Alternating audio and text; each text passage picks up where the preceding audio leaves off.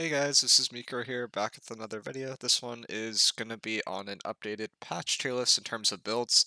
I think the main changes from this patch came from playstyle adaptations with the meta. You saw people swing from having 50 people on B to having 20 people on B now. There's not as much having 10 people fight it on B, nothing really happens there. Seems like B is the spot that tends to open up the rest of the fort, and a lot of things have changed because of that. The major change that has associated from that is with SNS becoming almost a must-have in every single war. I would argue if you're not running an SNS, you're missing out on a lot, which is very different from other patches. But due to that build getting a lot of value on B gate tends to be really good. The other thing that has changed a lot of stuff is because BILE is no longer bugged, it becomes an ult that is significantly better than every other ult in the game, in my opinion, and should not be run as like a we have 5 biles this war sort of thing. It should be run as a we have 15 biles. We have like not I won't say 20, but like in that 10 to 15 range should be the norm with bile. And I think bile is a significantly better ult than vines. And I will go into that a little bit more later. But it basically just comes down to cleanse pot management and what bile allows you to do. So hopping right into how I would go through this. So kill squad, bow has taken over the meta. I would say rapier bow specifically is the best variation of bow. This is a more offensive variation of bow. You play for the bow and the rapier very fluidly. You don't play for the repost. You play for flourish and finish. It's really, really good at holding space, really good at taking space, results in a lot of kills. You see a lot of people in EU play bow hatchet, which is really good at living, but it doesn't actually have a lot of kill potential. I'd also argue that EU decks in general is significantly weaker than NA decks, which is part of the reason why they run hatchet and they're not as comfortable with their actual weapons. And the other reason why the hatchet tends to not be as good as rapier at the moment is it just tends to frag a little bit less in general. But the good part about hatchet is, say if you're attacking on B in your own bow and you're consistently getting 3-2-1, which is not a concept that I've seen from VODs that exists in EU, but exists in NA where people get 3-2-1 and then instantly blown up with no way to react. That's a spot where hatchet's actually pretty good because you notice people are on the walls, you have a player that's watching for that call for it, you swap to your hatchet, you actually live in that situation. But in general, Rapier is a little bit better outside of Fort. It's better in OPR and it is better in 3v3. So overall, I would say Rapier Bow is a generally better spec. It's just specifically inside of Fort, there are situations where Bow Hatchet can be better. Great Sword Hatchet in medium. Before I said it was the build that could do everything, I still think it's a build that basically does everything. The only problem with that build is with Rapier Bow being in the meta, it can struggle a little bit to get value at times, but it's still the best build at holding space in terms of what is viable, due to its ability to live very well with Hatchet. It's able to live very well with Greatsword if you play for that Defiant Stance tree at the right times. Overall, still a very, very solid build. It's just a build that you have to realize at some points your job is to absorb the damage from the bows and just play in the Sacred and AFK, and you have to be okay with doing that. As long as you accept that you're more of a kill squad support hybrid role rather than a person that looks for kills and you're looking to hold space, it's a very solid build, but the instance you try to make it more than that, it falls off significantly.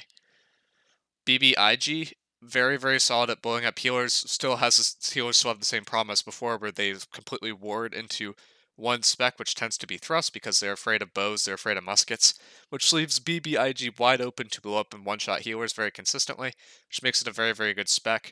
It tends to be better in light or in heavy than as a medium class at this point, just for its ability to blow up healers, and that's where BBIG tends to be slotted the most.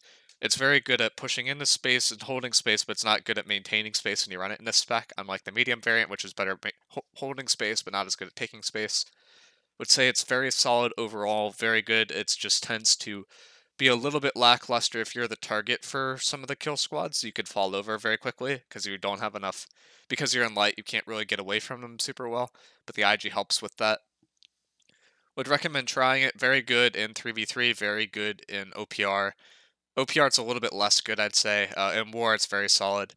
OPR, it's good at controlling space, good at taking space. It just tends to struggle in open distances when people realize you're light, and you tend to get shot by muskets and bows more, which has been more common since the leaderboard patch.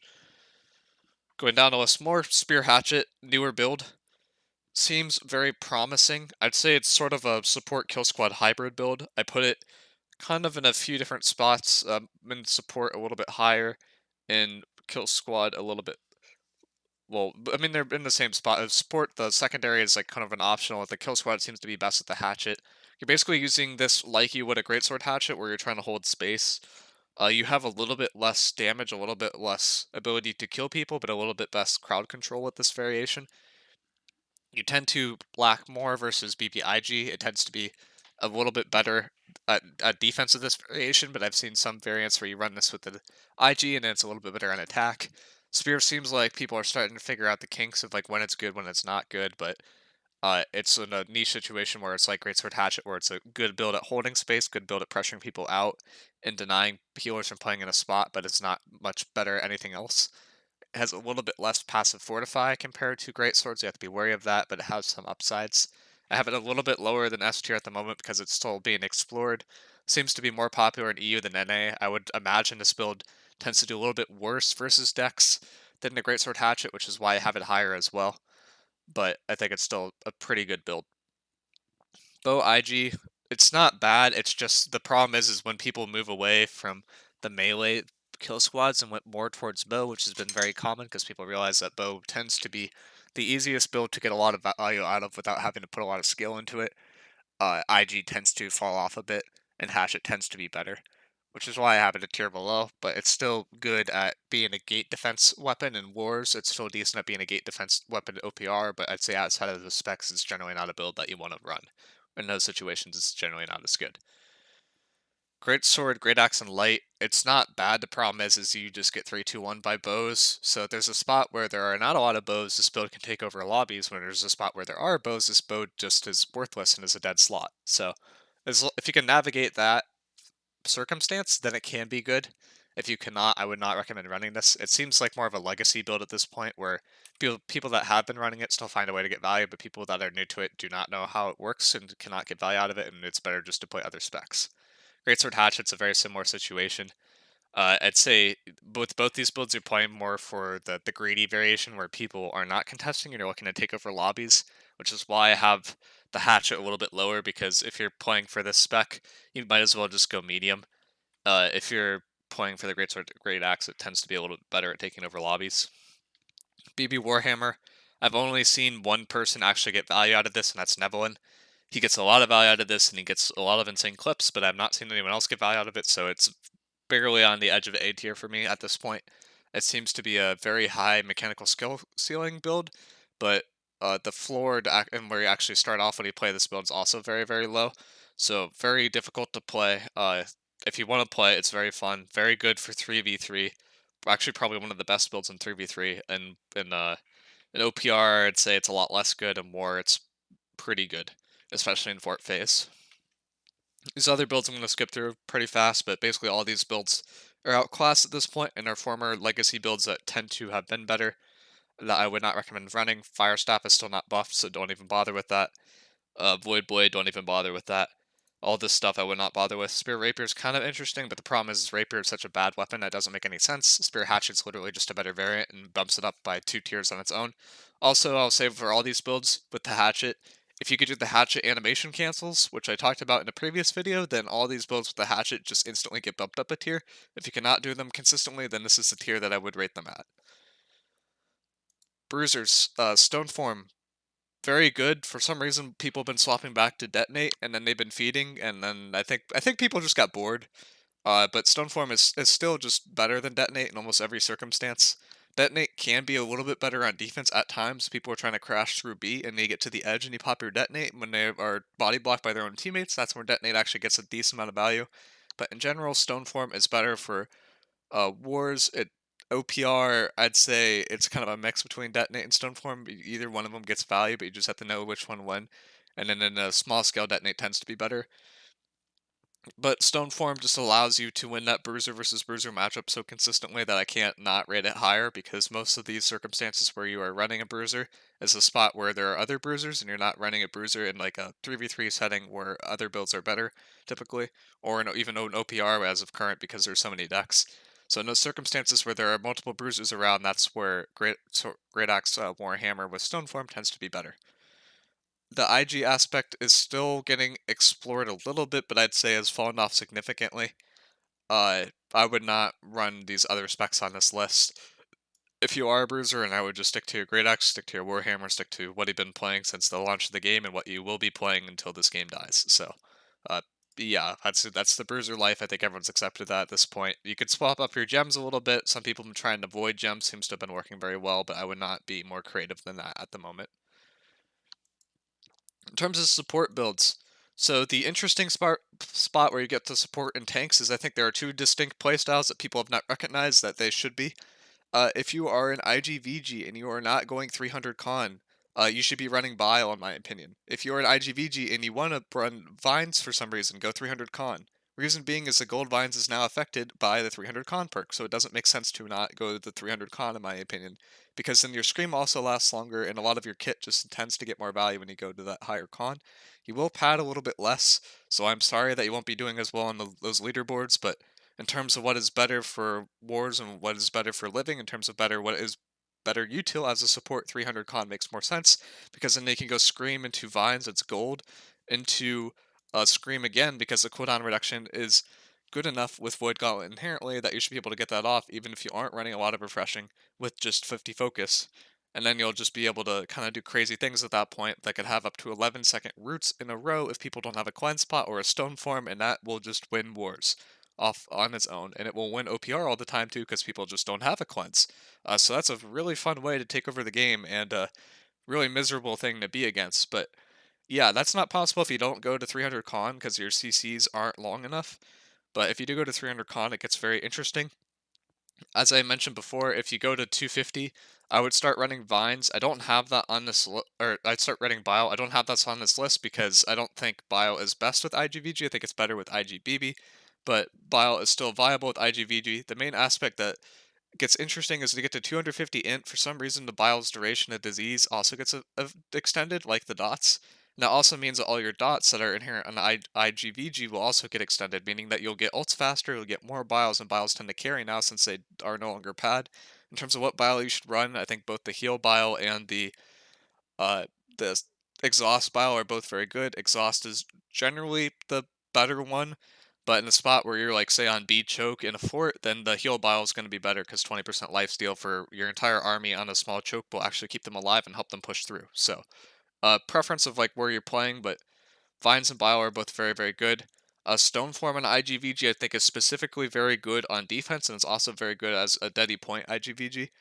On defense, what this allows you to do is actually shower the chokes. The problem is when you try to do that now, you either get shot and staggered by bows or you get shot and staggered by Warhammer Path of Destinies, and you won't actually be able to get off the full shower. But if you're able to get off the shower, you tend to get a lot of value, but it tends to only be possible with a stone form.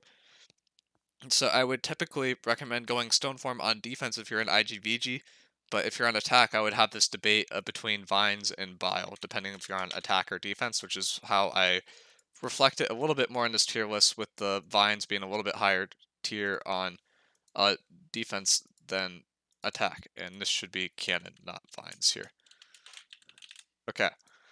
Um, Going through this a little bit more. IGBB with Pylon. Why is this good? Because you can get more Biles and Biles win the game. It is that simple, and Bile is should be the thing that is coming up. I don't know why it's not the thing that's coming up. I think people are just playing darker and darker too much and are playing Hogwarts Legacy and they have not paid attention to New World, but now that Bile is fixed, Bile is like the best thing in the game. I'll start going into that now since I've been talking about it so much.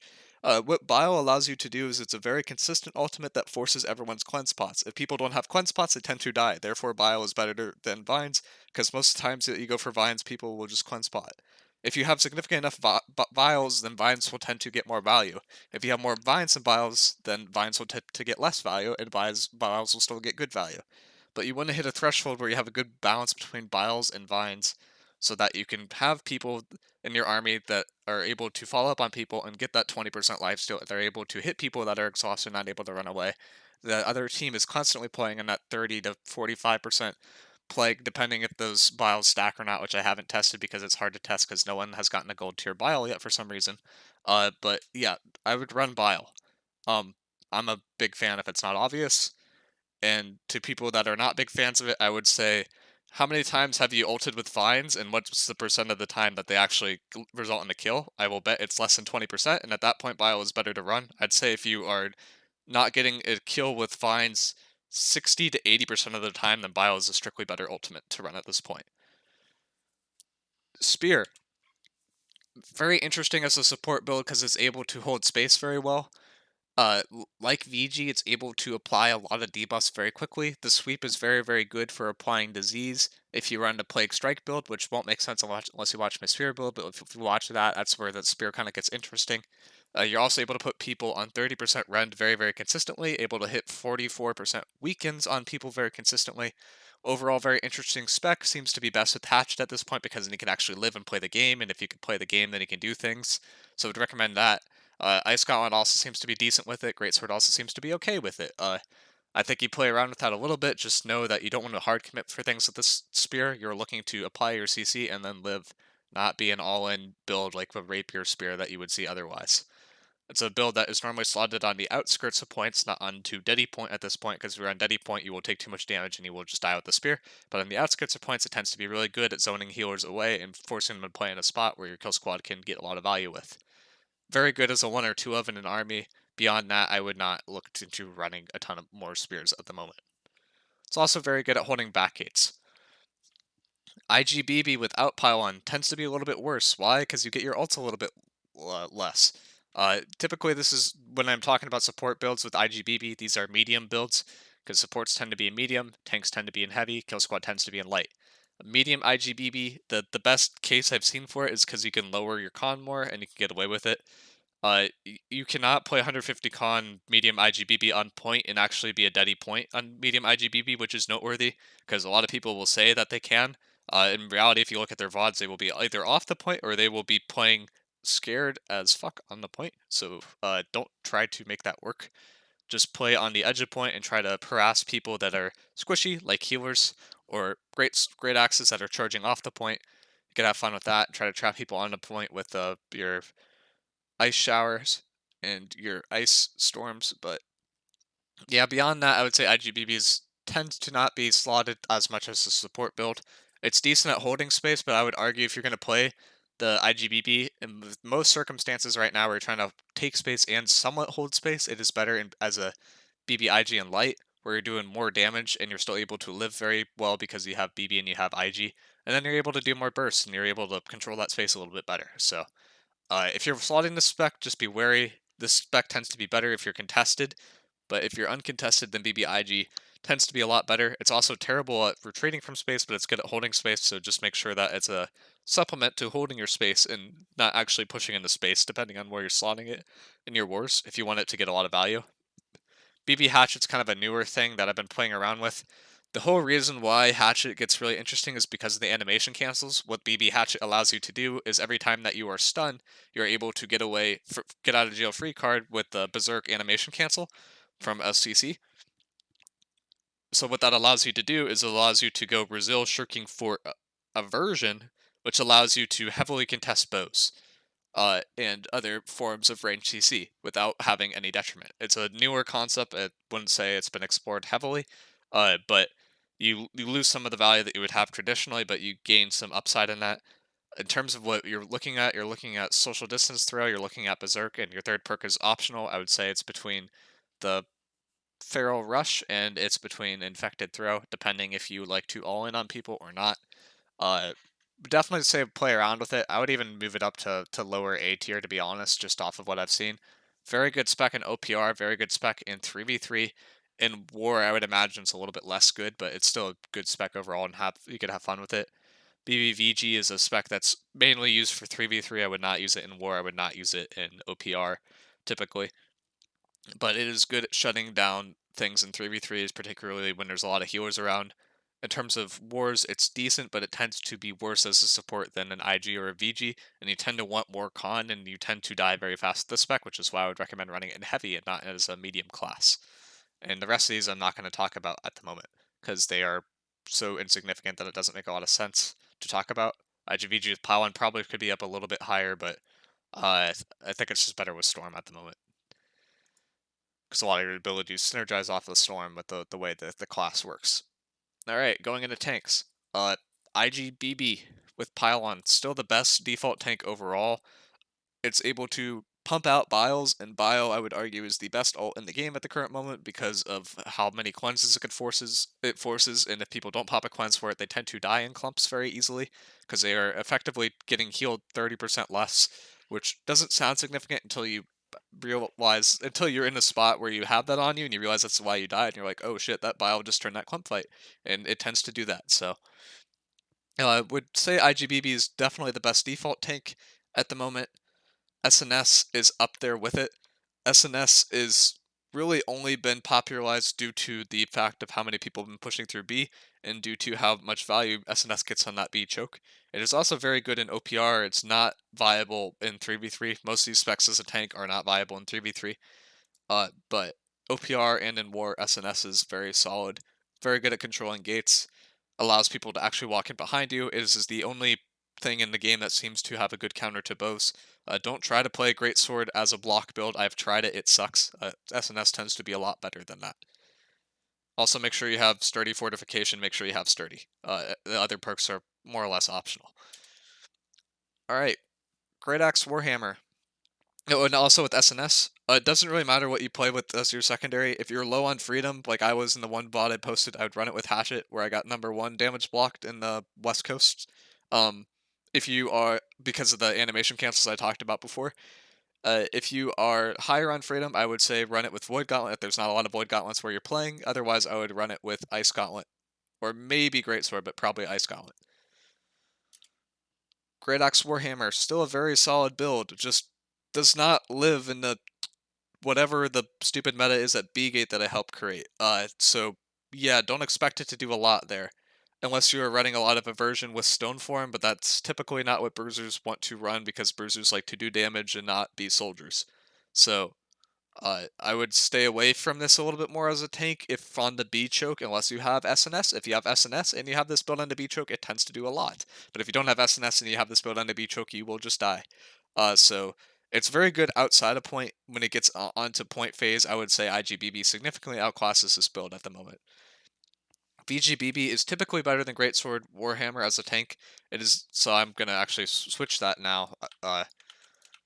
But yeah, it tends to get more disease on clumps. You can run it with bile, you can run it with vines, both of them get value. You could also run it with stone form and just play for the fact that you have a lot of inherent value built into your kit and not have to worry about getting more value than that. Very creative build, have plenty of VODs of it. I'd say to go take a look at those. I would argue it's the hardest tank spec in the game to play, but also looks the easiest when it's played right. It takes a while to get used to the style because it's very unique, but once you get used to it, it tends to carry a lot of worse. IGBB with no pylon. I don't know if I even have to comment on this anymore. At one point, it was a big debate. At this point, it's just a hard no. So just run it with pylon. Pylon is better. Until they hard nerf pylon into the ground, which I heavily doubt they will, because that will involve it involve changing so many factors with based off of alt charge stuff that it would be a significant enough change to change the entire meta. So we'll see if when those PTR changes drop, but for now, not worth attempting to run. Spear, you will just get instantly blown up. Greatsword Warhammer will just get instantly blown up. BB Warhammer will just get instantly blown up. Warhammer Ice Gauntlet, you won't do anything. Moving on to healers. Hatchet, the thing that I would argue healers should be running, and again, same thing as I talked about at the beginning, but if you're able to do the animation cancels consistently, this goes up an entire tier. If you are not, it stays at this tier. What a lot of people tell me when the runs comes to Hatchet with healer, it is if I go to Hatchet, then I will not be able to heal my group for a significant period of time. But I would tell those players is how many circumstances are you with Rapier where you're able to get away and then heal your group instantly versus you will just die with your Rapier afterward. A dead healer is a worthless healer in my opinion, and Hatchet allows you to live longer and allows you to survive getting 3-2-1, which therefore makes Hatchet a better thing to run in general. It also increases the amount of time it takes to kill a single healer, which makes it inherently more valuable. As a great sword hatchet main on some servers, rapiers are just free farm for me, but hatchets are annoying and I just can't chase them to a certain point, and they tend to live better than rapiers. So I'm confused why the healers have not tried hatchet exactly. I'm pretty sure it's just because they're playing darker and darker, or Hogwarts Legacy, and or are stubborn slash don't want to try a new thing. But if you get tilted about dying to bows, or you get tilted about dying to great swords, and you don't try going to hatchet, I would call you a fool.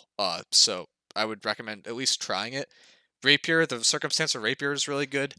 It's really good at positioning quickly and allowing you to get to your other heals very fast.